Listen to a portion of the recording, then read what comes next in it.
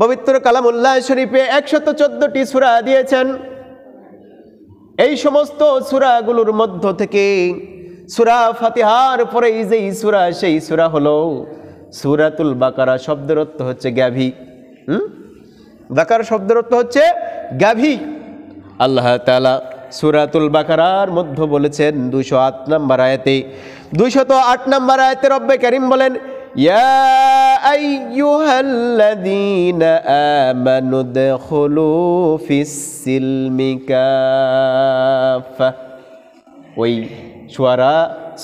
সূরার মধ্যে আল্লাহ তাআলা বললেন, তোমরা দুনিয়ার বুক থেকে আসো কলবে সালিম হয়ে, কবরে আসো কোনো টেনশন নাই, হাসরের ময়দানে কোনো টেনশন নাই, পুলসিরাতের ময়দানে কোনো টেনশন নাই, কোনো জায়গাতে মিজানের দাড়ি পাল্লা ওই ভয়ঙ্কর অবস্থা, ওই জায়গাতেও কোনো টেনশন নাই। আল্লাহ তাআলা সূরা বাকারার 208 নম্বর আয়াতে বললেন, ইয়া আইয়ুহাল্লাযীনা আমানু দুখুলু ফিস-সিলমি কাফা। হে ঈমানদারগণ, তোমরা কি করো? ইসলামের মধ্যে সর্বত্রভাবে পরিপূর্ণরূপে complete code of life, completely তোমরা ইসলামের মধ্যে প্রবেশ করো। সুবহানাল্লাহ পড়েন।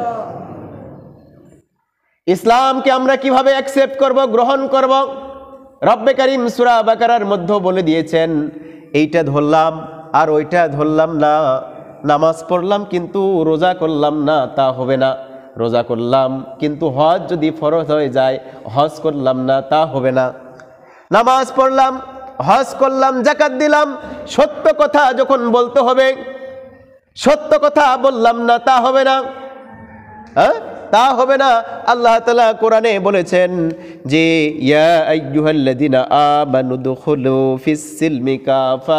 ইসলামের উপরে, ইসলামের মধ্যে তোমরা পরিপূর্ণরূপে সর্বাত্মকভাবে তোমরা পুরাপুরি প্রবেশ করে ফেলো। সুবহানাল্লাহ। প্রিয় ভাইয়েরা, ইসলামের মধ্যে পরিপূর্ণ প্রবেশ করতে গেলে কি লাগে? আমাদের জীবনের, আমাদের এই শরীরের মধ্যে দুইটি দিক রয়েছে। একটি দিক বাহিরের দিক, আর একটা দিক আত্মিক দিক, মানে ভিতরের দিক। এমনিভাবে বাহির এবং ভিতর এই দুইটি যখন এক হবে, তখন সেটা হবে পরিপূর্ণ মানুষ। আর বাহির একরকম, ভিতরে আর একরকম যদি হয়, সেটা হবে মুনাফিক মানুষ। কি হবে? মুনাফিক মানুষ হয়ে যাবে। প্রিয় ভাইয়েরা, শরীরের মধ্যে এক গায়ক বলেছেন, মানুষের মুখ চোখটা কি তার অন্তরের আয়না।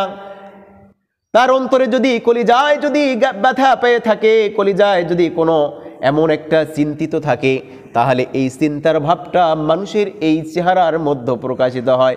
কথা বলেন ঠিক না ঠিক? এই জন্য ব্যাখ্যাকারীরা লিখেছেন, মানুষের শরীর আর এই শরীরের ভিতর রয়েছে কল্ব। এই শরীর এবং কল্ব দুইটাই একই রকম হতে হবে। আল্লাহর ওলিদের দেখলে কলিজা ঠান্ডা হয়ে যায়। তাদের চেহারার মধ্যে এত সুন্দর নূর কোথা থেকে আসে?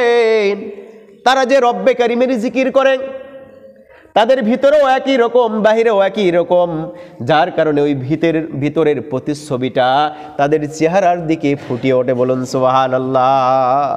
প্রিয়